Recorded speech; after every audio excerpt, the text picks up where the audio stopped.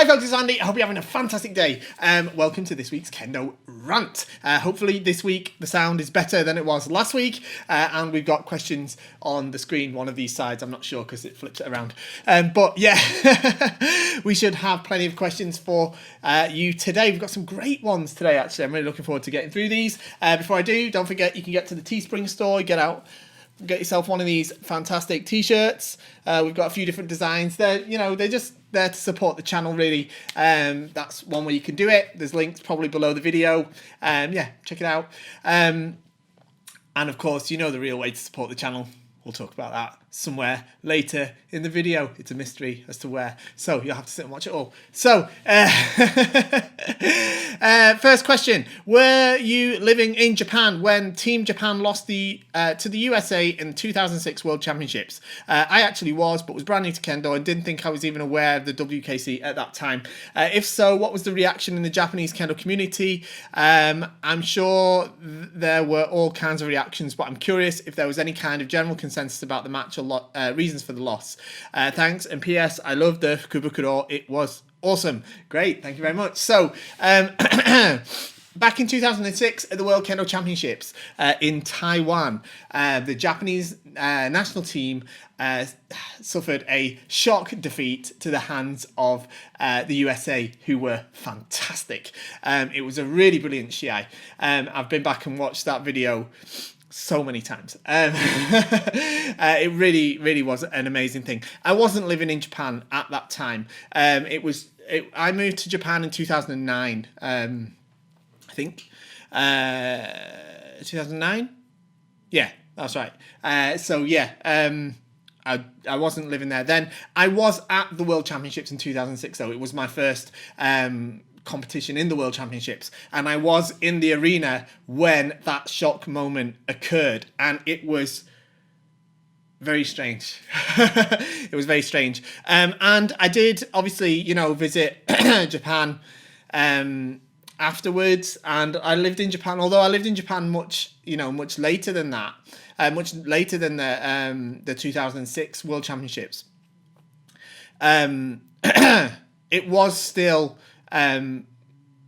evident in people's minds, and I talked to a lot of people about how they reacted to it, and I even had people tell me that that when Japan lost, at the moment they lost, they actually cried, which I thought was a little bit extreme, but what can I say?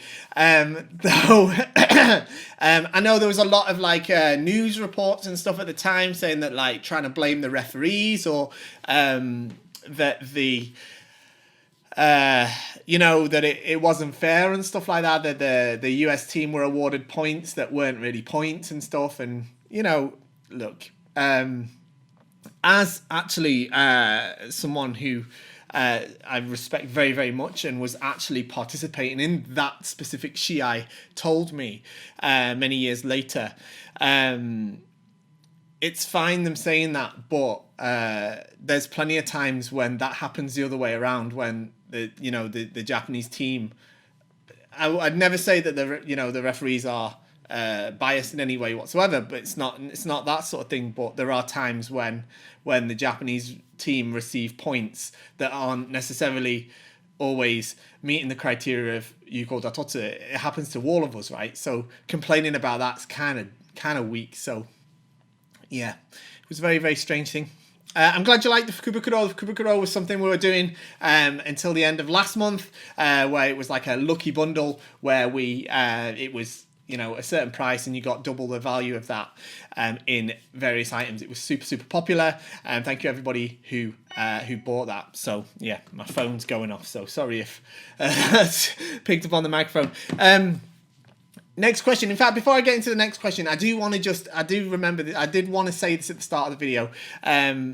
I want to just say a quick apology to everybody, because the last week has been super crazy for me. I've been really, really busy. We launched 3 brand new Borg sets on KendoStar. If you haven't seen them, go and check them out. The new Basic V2, the Myrmidon, and the Kamui Borg set. Brilliant Borg sets. And I've had so much going on getting those onto the website, double checking everything, triple checking everything, getting them up there. I've actually been filming a lot in the last week for the explanation videos of those as well. They're not up yet, but they'll be coming up next week.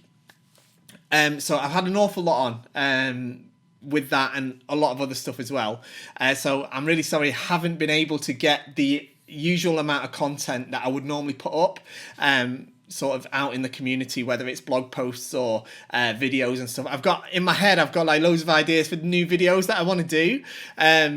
So, you know, bear with me, they're coming, all right? I've got more content coming. So I am really sorry that I haven't had more coming over the last week. I'll make up for it going forward, okay? I promise. Right, next question. With the age of the internet and digitalization, the accessibility and availability of online Kendo material has risen, making mitori-geiko easier than years before. Will Kendoka become stronger due to the various amount of information out there? And how will Kendo develop in general due to this? As we're speaking of it, thank you for all the Kendo Show videos. No, thank you very much for watching them. So, yeah, I mean, in theory, we should... we should see an improvement in the overall, ability of Kendoka thanks to the digital age making mitori-geiko much easier. However, much like in the blog post that I wrote a couple of years ago, but I reposted it the other day, about mitori-geiko being the blueprint for success or blueprint for improvement in Kendo. You can't just sit and watch a Kendo video and just be like, oh, that was good, oh, wow, oh, that was so cool, or whatever. You have to really study it to benefit from it. And then you have to really take an active approach to imitating or, what you've seen or putting into practice what you've learned. And very few people do that, all right, frankly. So if you make yourself one of those people, then of course you'll improve. But it's hard to say whether just because we've got access to the mitori-geiko, whether more people will use it. Because I think the people that are really committed to improving are the sort of people that before the digital age. And now I started Kendo before YouTube was a thing. Like I started Kendo when it was like, I mean, there was the internet. I'm not that old. But there wasn't like YouTube wasn't a thing. There wasn't Kendo videos on YouTube. The All Japan Kendo Federation certainly didn't have a channel.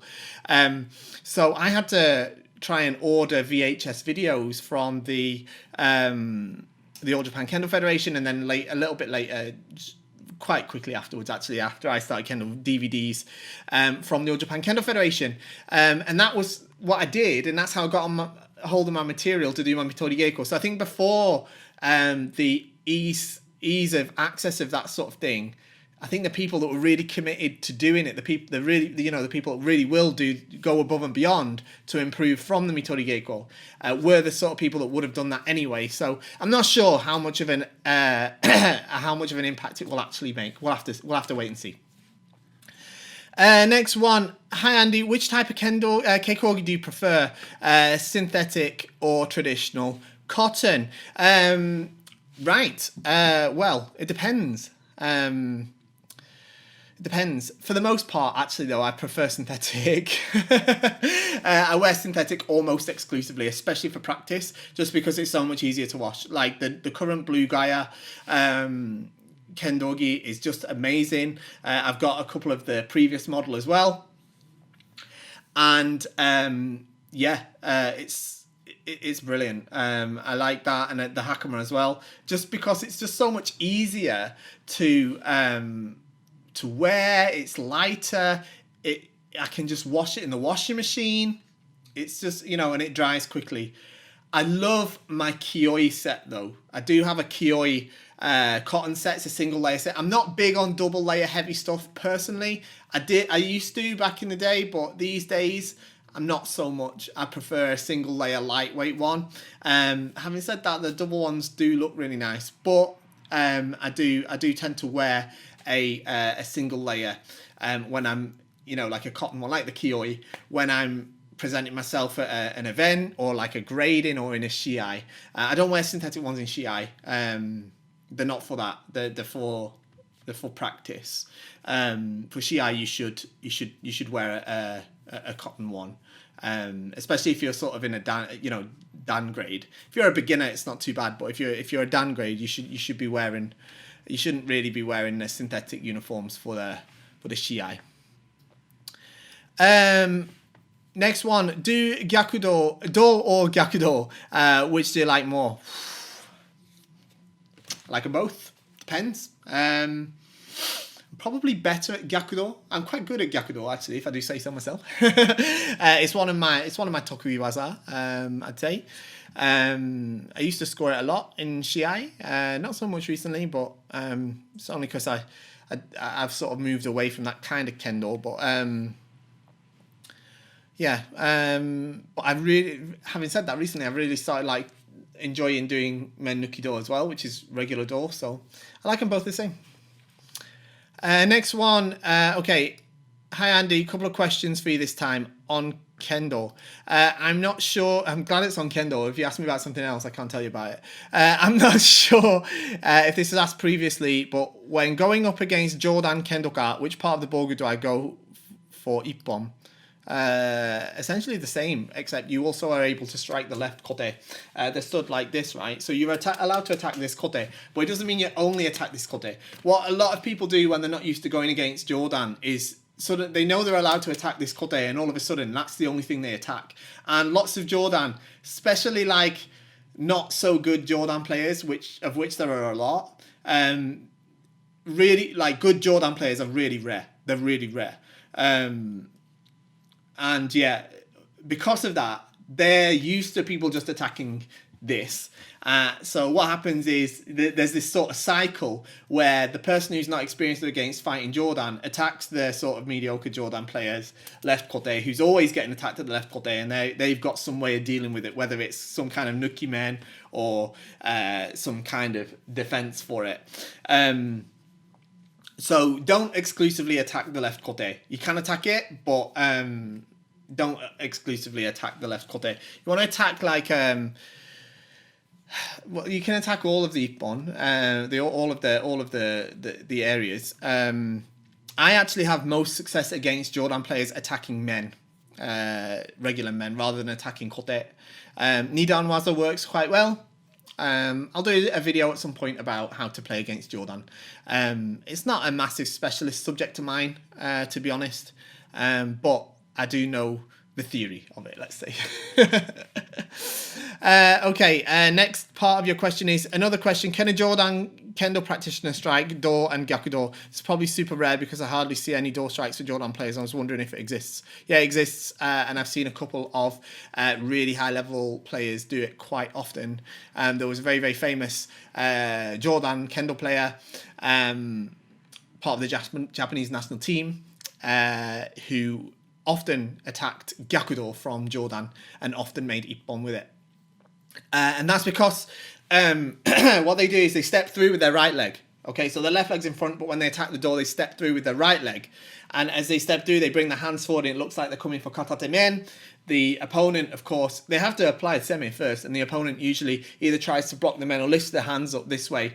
And from here, they hit the Gyakudo. It can be very, very, very useful for Jodan players. And last one, more of a fun question to Andy. With the rise of Netflix's continuation of the classic Karate Kid Cobra Kai, what Kendo motto and philosophies do you follow closely?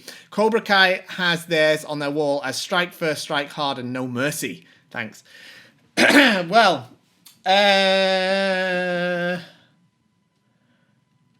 I guess, obviously there is Issho Kenmei, which is our version, the KendoStar version. Kendo is life, because I chose that to represent KendoStar because I started the hashtag Kendo is life years ago when I still lived in Japan, and it's become a really popular hashtag.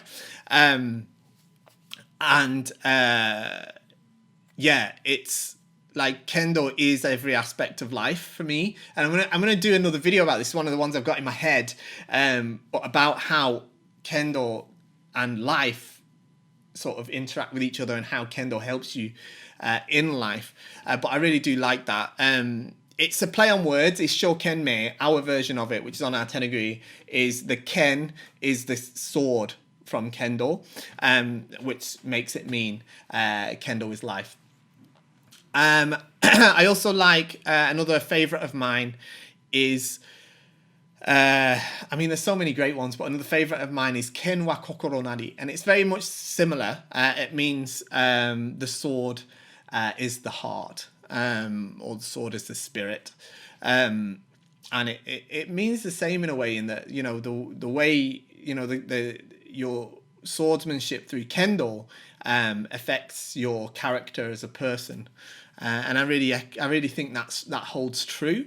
You can really learn a lot about a person's character through their Kendo. I've always seen that to be true. And there's another one, and I can't remember the exact Japanese phraseology of it, so I'm not going to say it in Japanese.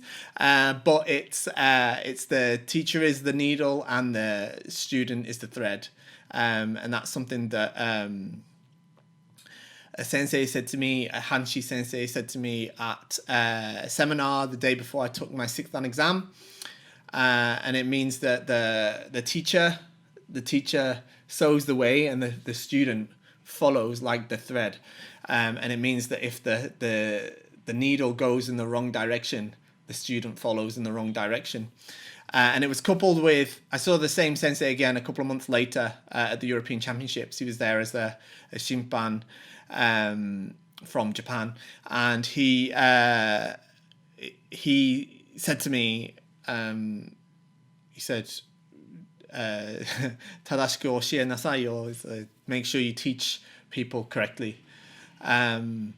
So yeah, I think that's really important as well, is because I'm really, especially in the last few years, I've really thought a lot about correct Kendo, and how important it is to do Kendo correctly. And for me, that's following the way of the All Japan Kendo Federation, and doing Kendo in the correct way. Not necessarily just striking at the boga. Next one. If you lost your motivation for Kendo, how can you find it again? Make practice more fun with a balloon fight. You could do that if you want. That's probably a nicer answer than the one I've got for you. Certainly a friendlier one. I think the thing is my answer to that is more that it's hard. You will lose motivation for Kendo. It's part of it. But the point is that when you lose motivation, is to overcome it. And when you don't want to go to Kendo. When you don't want to practice. When you don't want to do 100 tsuburi, do 100 tsuburi. When you don't want to do half an hour of kirikaishi, do half an hour of kirikaishi. And you will thank yourself afterwards. Whether that's immediately afterwards or sometime in the future. But if you sacrifice in the present, you'll be rewarded in the future. That's part of what Kendo teaches us. And again, that holds out in the rest of life, right? So do your best. Even though you're motivated, do your best to push through. I think that's the best. And it might feel like you're not making progress, but you are. You really are. Next one. Is it possible to convert Western names into kanji instead of katakana to be embroidered on the Nafuda? I don't think my name in katakana would fit unless the characters were significantly shrunk down to get them all in a vertical line. Also, I've seen people with a rather elaborate embroidery on the back right side of their hakama, which apparently is much more than their name. Just curious as to what some people would have embroidered there. That looks like a short story in kanji. Okay, let me grab one of my hakama so I can describe this properly. Oof, okay, I'm back. So I brought my hakama of mine that is sort of similar to what you said. So I'll talk about that in a minute, but first we'll talk about the Nafuda, or the zekken, as I like to say, because I'm a rebel. So this was posted on Facebook, so I saw your name. I'm not going to name you on here, but your name in katakana is 4 characters. That will look perfectly fine on the zekken. Okay, it will look perfectly fine. This is mine. As you can see, mine is 1, 2, 3, 4, 5, 6 characters. Okay, so mine is longer. Right, that says Shiai in katakana. Yeah. It is possible to convert Western names into kanji, but I do not advise it. I do not advise it. Okay. People won't be able to read it. they just will not be able to read it unless it's really, really common kanji, and it's yeah. I don't recommend it. It's better to just use katakana. That's what katakana's there for. The 4 characters, will look fine, and more characters will look fine too. Like I said, this is my Zekken, and it's got more characters than you would need, and it looks perfectly fine. This does not look unbalanced. It does not look unusual. This is what it kind of is supposed to look like. So don't worry about it too much in that respect. In regards to your second part of the question about the embroidery, so here's one of my hakama that's got quite a bit of embroidery on. I've got others that have got even more on, but usually there's a couple of different types of this sort of thing. There's usually always the name and then some other type of text. Now, a common one, I don't have it here, it's a bit different to this one, but like when I was in the World Championships, we all had them made where it says on it, like to commemorate entering the World Kendo Championships, for example. So, and that when written out in Japanese is quite a hefty piece of text. Another type, and this is probably more common actually, is usually something like this, where it says something like commemorative. Now, it could be for passing and grading. It could be, for passing or receiving some kind of award. This one is simply from my dojo, well, the dojo that I practiced at and my kids practiced at in Japan, where I was a teacher at. And it just says Fisher Andoryu Sensei. Okay, so just my name. And then it says from Haruda Ken Shinkai Furutake Ichido. So, from the dojo name and the sensei who gave it to me's family as a whole. Okay, they gave me this as a present when I left Japan, just as a kind of commemorative thing. Okay, so it just says my name, and it says the other stuff, like that. It's usually that kind of thing. Okay, next one. I'm a Kendo instructor, 4th Dan, and I have no access to senseis that teach Jodan or Nito. To be fair, I don't like Nito, but I feel that as a teacher, I have to make my students ready to potentially practice with and fight against Jodan and Nito practitioners. Now that we're stuck at home, we still can't practice with contact at the dojo, no outdoors. Is there any kihon and drills I can do to learn more about the use of these swords methods? I do have 3 self-made uchikomi dai at home and a plethora of shinai.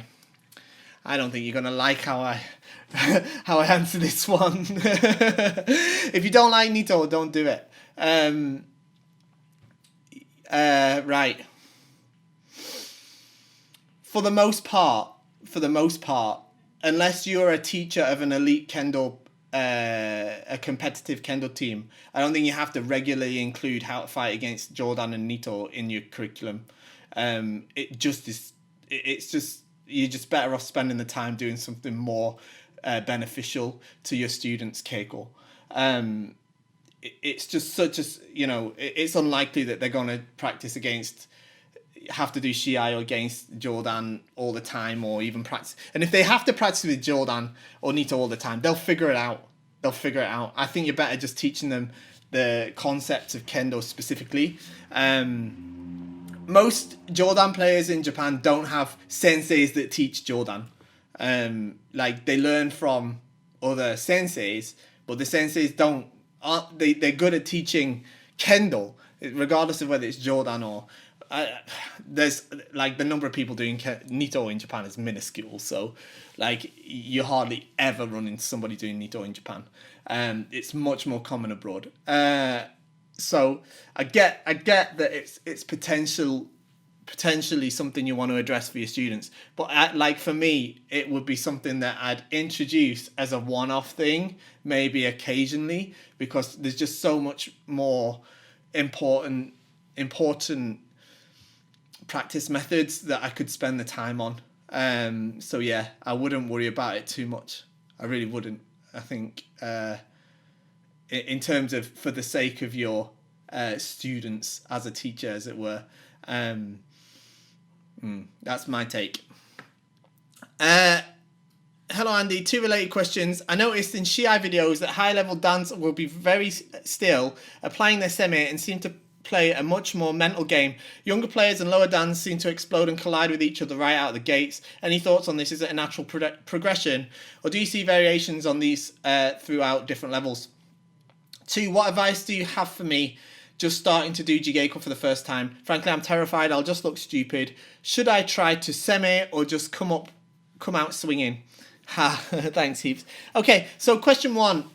Yeah, it's a natural progression. As you raise up and gain more and more experience, the opportunities, and particularly in a match where both competitors are of equal level, the opportunities for striking become much more scarce, and the goal of your kendo is to achieve a sort of a perfect ippon through creating an opportunity via semi, which takes more time as the levels rank up.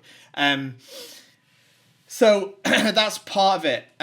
Even at like the All Japans, if you watch 2 high level All Japan players that are like early 30s, 6th dan, 7th dan level, they're not just going nuts at each other. You know, I mean, of course, it's more energetic than watching 2 people who are in the 50s or 60s do so. And that's partly physical, but also partly because it becomes more of a mental battle again when it goes to the sort of 8th dan level. So yeah, I think it's more of a natural progression. I'd rather think of it that way than say it's purely a physical thing. Because I really do think that is how it is. For your second question, what advice I have for you starting GA for the first time? Don't be afraid of looking stupid. Don't care about that, man. Really, nobody's there looking like this guy's first day in Bulgaria. See that? Oh my word! Look at that. No one's gonna say that. Nobody looks at it like that. Okay, you're not competing when you're doing Jigeiko. It's not who can hit the most or who can win. There's no winner or loser. Don't worry about semi. Don't worry about semi. Just try to hit the correct men strike with Kentai no Ichi. That's it. Just try to do the correct men. Don't worry about kote do and stuff like that. Just attack men. Don't worry if you make the strike or not. You might not. I know it doesn't sound as fun, but it will come. All right, it'll become more competitive as your ability raises. But in the beginning, you really need to lock in your Kentai no Ichi. The problem is people in the beginning, they skip that. And they get to trying to compete with each other too quickly. Everything goes out the window. They think that they're doing Kendo and that they're competing with each other, but it's just a total mess and there's no Kendo going on. I see that all the time. Don't get into that. Just don't worry about it. If the other guy hits you, fine. You've got the Borgo on. That's what it's for. It's there so you can get hit. So don't worry, and don't worry about what you're looking like. Okay. Next one. Hi Andy, now you're back in the dojo. What exercises or training plan do you have to get your students back up to speed with Kendo? So we started Kendo at my club, Preston Kenshinkai, in the northwest of the UK. We started finally last week. And the plan is just to take things very, very slowly. Most of us had like more than 6 months off Kendo now. And of course, there's very mixed ability in my group. So, we're not just throwing ourselves straight back into it. We started right at the very beginning the other day, right from Reiho. Just from how to do the Rei, how to do Sonkyo, just reminding ourselves of those things, especially reminding ourselves of the key points we have to remember as we do it. So that's that's that. And then slowly working into Kamae, Suburi, and then going forward, we'll slowly step up going that way to a more intense type of Suburi. And then we'll slowly work towards doing some kind of paired work before we move on to being able to wear the armor and practice in a somewhat similar way to how we did previously. It's going to be a slow process. We'll just take it as it comes. Hi Andy, it was interesting to learn from last week's Kendo RANT that the gradings and competitions have resumed in Japan with the use of hase and kakegoe. On the face of it, it appears to be at odds with the AJKF's guidelines for preventing the spread of infections with the resumption of interpersonal keiko, and recent research that shows that there is correlation between volume, i.e. loudness, and number of droplets emitted. What's changed as far as Japan is concerned? I don't think much changed. I'm not going to say anything on any sort of research or stuff because I don't know anything about it.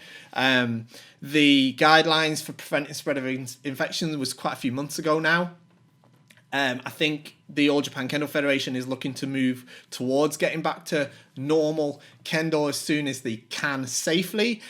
So they are sort of taking steps in that direction. They haven't had any official Shiai yet, but there have been Shiais happening. But the All Japan Kendo Federation haven't had any.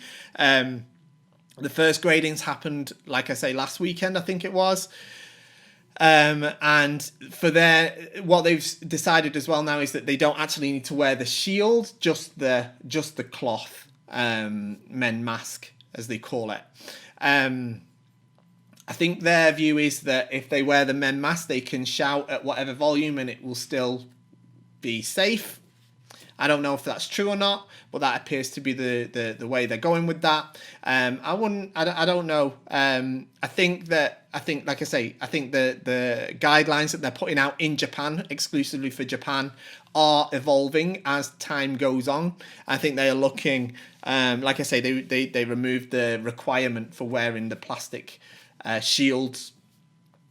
And I think they'll probably look towards removing the requirement for the cloth part at some stage, but God knows when that will be. I do know as well, though, that just because the All Japan Kendo Federation says that that's the guidelines, it doesn't mean that's what everyone's doing. I know that a lot of dojos in Japan are just using the shields. They're not bothering with the cloth thing. I know a lot that are doing the opposite, and people are doing the kakegoe, the shouting, as normal. So, yeah. I can't speak on behalf of the All Japan Kendo Federation. I don't know anything about what their plans are for it. I can only go off what they've put out publicly. Next one. Hi Andy, could you give me some tips on Shiai and Borgen maintenance? Mostly in terms of storing, temperature and humidity. I assume Borgen would be best stored in a dry room for obvious reasons of it drying completely. Would that negatively impact the leather parts? Shiai, I think might crack or splinter fast if they're very dry. Would you advise storing these in a more humid room like the bathroom? Sorry, yeah, okay. Yeah, I've got a great answer for that. It's coming up right now.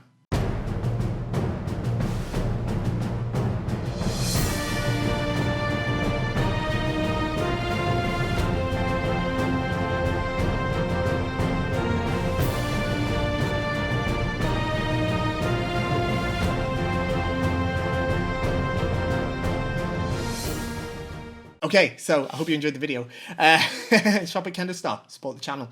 I'm with the best Borgen company in the world. I own KendoStar. Okay, so yeah, in terms of storing in Shiai maintenance and Borgen maintenance, the Shiai maintenance, I've got a video about how to do that, and I'm going to make a new one in the next month or so. So keep an eye out for that.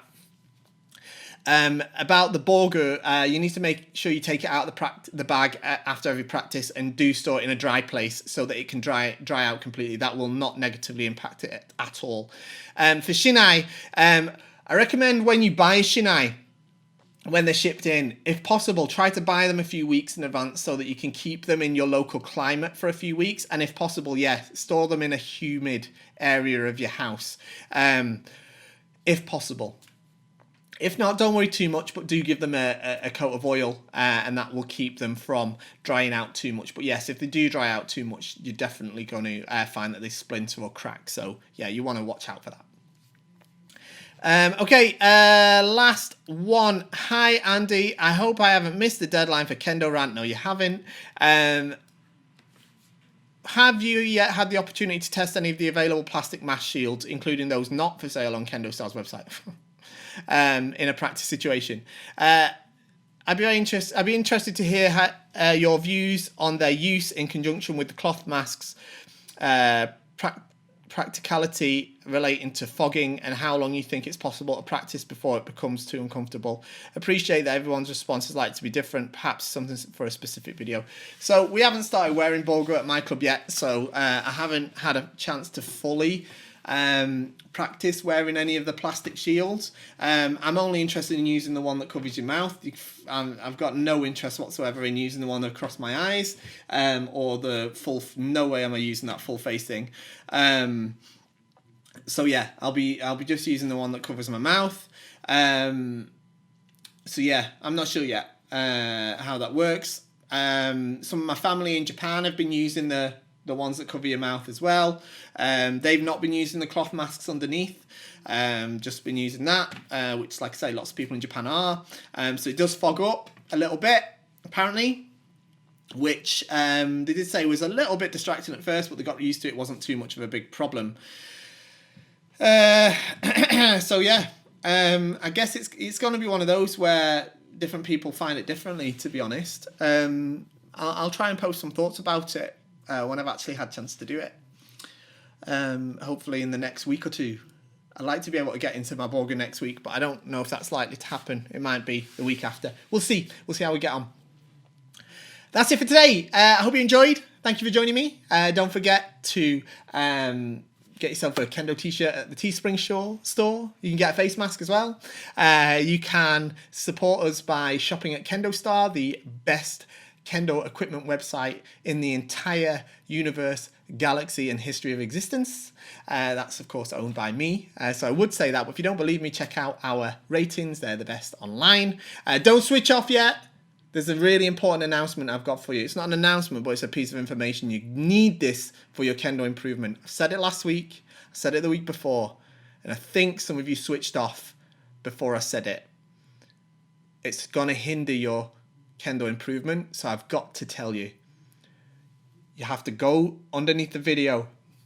There's a thing that says subscribe. You have to click that. Don't worry, it means nothing on YouTube. Click subscribe. Then a bell comes up and you have to ring that. It's called the Kendo bell. If you don't ring that bell, you might not improve at Kendo as fast as you normally would. So if you go and ring the Kendo bell, click subscribe, then the bell, you'll get better at Kendo. So yeah, go and do that. I think the way it works is when you click it, you get sent a notification when a new Kendo show video comes up, and that helps you get better at Kendo that way. Get it? How it works? Good. Go and do it.